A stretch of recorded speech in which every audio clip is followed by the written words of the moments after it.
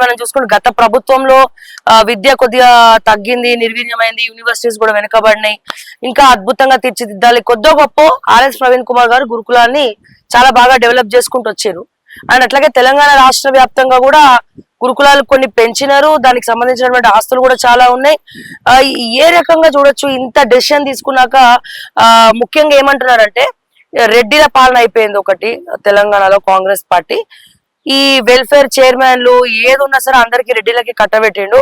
ఆఖరికి విద్య కూడా రెడ్డిలకో ఓసీలకో ఉన్నటువంటి ఎక్కువ డబ్బున్న వాళ్ళకి అందాలనా, లేకపోతే అసలు ఈ ఎస్సీలు కానీ ఎస్టీలు కానీ బీసీలు కానీ ఎవరు కూడా చదవద్దు, చదువు వాళ్ళకి అందద్దు, ఉచిత అందరు కూడా పాచి పనికి పోవాలని చెప్పి మన ఆలోచన ఉందా? సో ఇంత ధైర్యం చేసి ఈ ఆలోచన తీసుకోవడానికి కారణం ఏమంటారు? విద్యకు టాలెంట్ కు వేరే. ఇవాళ రేవంత్ రెడ్డి అనేటువంటి ఇంగ్లీష్ చక్కగా మాట్లాడు, హిందీ చక్కగా మాట్లాడు. ఆయన దేశాలు తిరుగుతుండు, నడిపిస్తుండు అబద్ధాలు చెప్పి. అదొక తీరు. వాస్తవానికి మీరు అన్న తీరుగా ఆర్ఎస్ ప్రవీణ్ కుమార్ గారు సెక్రటరీ అయిన తర్వాత చాలా బలోపేతం. ఎందుకంటే కిరణ్ కుమార్ రెడ్డి గారు చీఫ్ మినిస్టర్ గా ఉన్నప్పుడు ఫస్ట్ టైం ఒక ఐపీఎస్ ఆఫీసర్ పెట్టాను, ఆయన పెట్టిండు. దామోదర్ రాయ నరసింహ గారు అప్పుడు రాష్ట్ర వ్యాప్తంగా మీటింగ్లు పెట్టి ప్రతి జిల్లాల మీటింగ్ పెట్టి ఎస్సీ ఎస్టీ సప్లాన్ నిధులు దాని మళ్ళీ 16% బడ్జెట్ వీళ్ళకు డబ్బులు రావడం జరిగింది.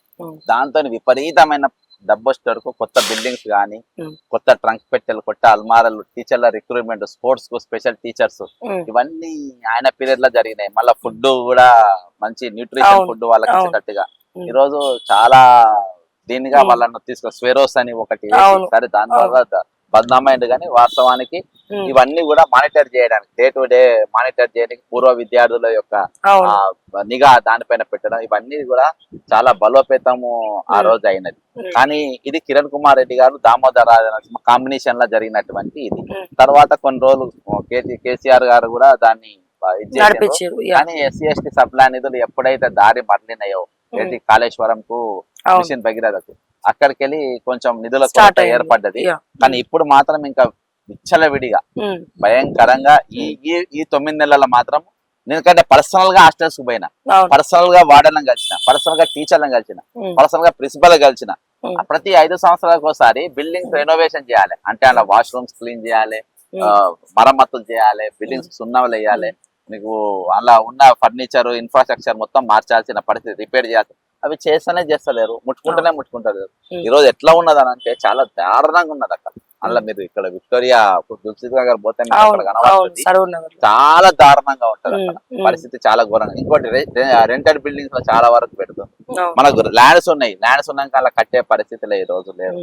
అంటే నేటి బాలలు రేపటి పౌరులు అంటాము. నేటి బాలలేమో బాలలకు మీరు 36 రూపాయల 3 పూటల అన్నం పెట్టమంటారు. అంటే 30 రూపాయలు 6 రూపాయలు ఉంటే పోతాయి. జైల్లో ఉన్న ఖైదీలకేమో రోజుకు 75 రూపాయల భోజనం పెడతారు. అరే అంట భావి భారత పౌరులకు 36 రూపాయల భోజనం. మళ్ళీ అందులో అన్ని బొద్దింకలు పురుగులు వస్తాయి, అన్ని అవుతాయి.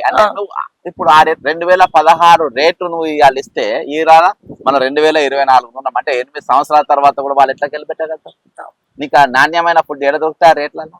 కాబట్టి అవేవి కూడా చేయకుండా ఈ రోజు మూలిగల అక్క మీద సాటికాయ పడ్డట్టుగా రెసిడెన్షియల్ స్కూల్స్ పూర్తిగా నేల